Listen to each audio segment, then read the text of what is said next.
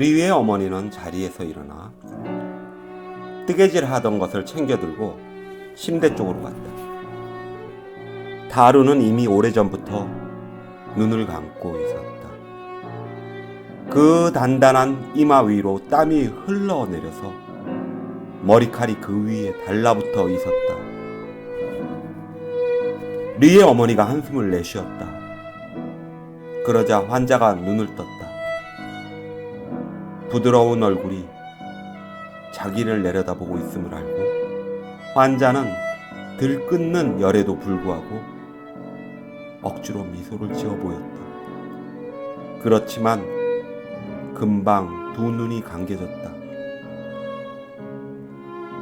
혼자 남게 되자 리유에는 방금까지도 어머니가 앉아 있었던 안락 의자에 앉았다. 거리는 조용했고 캄캄한 침묵만이 가득했다. 아침의 차가운 공기가 방 안에 감돌기 시작했다. 의사는 깜빡 잠이 들었는데 새벽의 첫 자동차 소리가 그를 깨웠다. 그는 소스라쳐 놀라 타루를 바라보았다. 병세가 좀 가라앉았는지 환자도 잠이 들어 있었다. 나무와 쇠로 된 마차 소리가 지금까지도 멀리서 들려오고 있었다. 유리창에는 여전히 밤의 어둠이 남아있었다. 의사가 침대 곁으로 왔을 때 타루는 아직도 잠에서 완전히 깨어나지 못한 눈빛으로 그를 물끄러미 쳐다보았다. 잠이 들었었죠? 리에가 물었다. 네, 좀 잔 것 같아요. 숨쉬기는 어떻습니까? 네, 조금 나은 것도 같은데 하지만 그게 무슨 의미가 있을까요? 리에는 입을 다물었다. 그리고는 잠시 후에 말했다. 다루, 물론 아무 의미도 없습니다. 병세의 진전에 대해 나만큼이나 잘 알고 있지 않습니까? 다루는 고개를 끄덕거렸다. 고맙습니다. 그가 말했다. 그렇지만 그래도 좀 자세하게 말해 주셨으면 좋겠군요. 리웨는 침대 끝에 걸터 앉았다. 그는 이미 죽은 사람처럼 딱딱해진 환자의 다리를 느낄 수 있었다. 다루의 숨소리가 좀 더 높아졌다. 열이 또 나는 것 같아요. 그렇죠, 리웨. 그가 숨가쁜 목소리로 말했다. 그렇습니다. 정오가 되면 결말이 나겠지요. 다루는 눈을 감았다. 아마도 자신의 힘을 가다듬는 것 같았다. 그의 얼굴에 피곤의 빛이 역력히 나타났다. 그는 몸 깊숙한 곳에서 이미 끓어오르기 시작한 열이 어서 온몸에 퍼지기를 가만히 기다리고 있었다. 눈을 떴을 때 그의 눈은 이미 흐려 있었다. 자기 옆에 구부리고 서 있는 리에를 보고서야 겨우 눈에 생기가 돌았다. 물을 마셔요. 리에가 말했다. 그는 물을 마시고 고개를 툭 떨어뜨렸다. 몹시도 지루하군요. 그가 말했다. 리웨는 그의 팔을 붙잡았다. 그러나 타루는 시선을 돌리고 아무 말도 하지 않았다. 그러자 갑자기 그의 내부에서 무슨 뚝이라도 무너진 것처럼 이마에까지 열기가 벌겋게 퍼져올랐다. 타루의 시선이 의사한테로 되돌아왔을 때 의사는 긴장한 얼굴로 그에게 용기를 북돋아 주었다. 타루는 다시 웃어 보이려고 애를 썼으나 억지 미소는 굳어진 턱과 뿌연 거품으로 범벅을 한 듯한 입술 사이로 맥없이 사라져버렸다.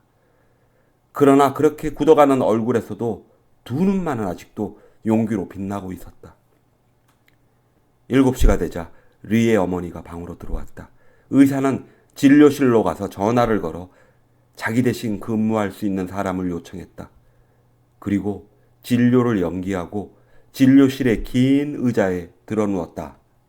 하지만 금방 다시 일어나서 친구의 방으로 돌아왔다. 타하루는 류의 어머니에게로 고개를 돌리고 있었다. 그는 자기 의자에 앉아서 두 손을 무릎 위에 얹고 있는 조그마한 그림자를 보고 있었다. 그가 하도 골똘히 바라보았기 때문에 류의 어머니는 그의 속뜻을 알아채고는 일어나서 머리맡에 전등을 껐다. 그러나 커튼 뒤에서 햇빛이 강하게 쏟아져 들어왔고 또 잠시 후에 환자의 얼굴이 어둠 속에서 떠올랐을 때 아직도 여전히 환자가 자기를 바라보고 있는 모습을 보았다.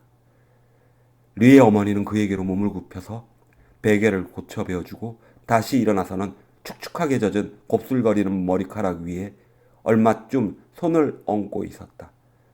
그리고 그 순간 부인은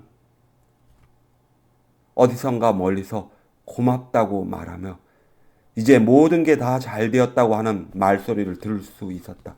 부인이 다시 제자리에 앉았을 때 타하루는 눈을 감고 있었다. 그의 입술은 굳게 다물어져 있었으나 그 힘없이 늘어진 얼굴 속에서는 웃는 듯한 표정이 엿보였다. 정오가 되자 열은 그 절정에 다다른 것 같았다. 환자는 내부에서 심한 기침을 하고 있는 듯 피를 토하기 시작했다. 임파선은 더 이상 부어오르지 않았다. 여전히 관절의 마디마디에 나사처럼 끼어 박혀서 리웨는 절제 수술이 불가능하다는 판정을 내렸다. 열과 기침에 시달리는 순간순간에도 타하루는 자기의 친구를 바라보았다. 그러나 마침내 그 눈길도 드문드문 횟수가 적어졌다. 그리고 그때마다 햇빛 속에 드러난 엉망이 된 그의 얼굴은 점점 더 창백해졌다. 격렬한 경련으로 그의 몸을 뒤흔들어 놓은 폭풍은 그 불꽃이 점점 사그라져 갔고 타하루는 그 폭풍 속으로 서서히 표류하고 있었다. 리웨이 앞에는 이제 미소를 잃어버린 무기력한 마스크 하나가 놓여 있을 뿐이었다. 그렇게도 다정했던 인간이 이제 창끝으로 찔리고 초인간적인 악으로 불태워져 하늘이 내리는 증오에 찬 온갖 저주에 시달리며 바로 자신의 눈앞에서 패스트의 검은 물결 속에 휘말려 들어가고 있는데 그는 아무 도움이 되어줄 수 없었다. 그는 다시 한번 달리 아무런 무기도 처방도 없이 빈손과 멍한 마음으로 강가에서 그 재앙을 쳐다보고 있어야 했다. 그리고 마침내 자신의 무력함을 한탄하는 눈물이 흘러내려 리웨는 타루가 갑자기 벽 쪽으로 돌아눕고 몸속에 가장 중요한 어떤 줄 하나가 문득 끊어져 버리는 것처럼 맥없는 비명을 지르는 숨을 모으는 모양조차도 보지 못했다. 그 후의 밤은 이제 투쟁의 밤이 아니라 침묵의 밤이었다.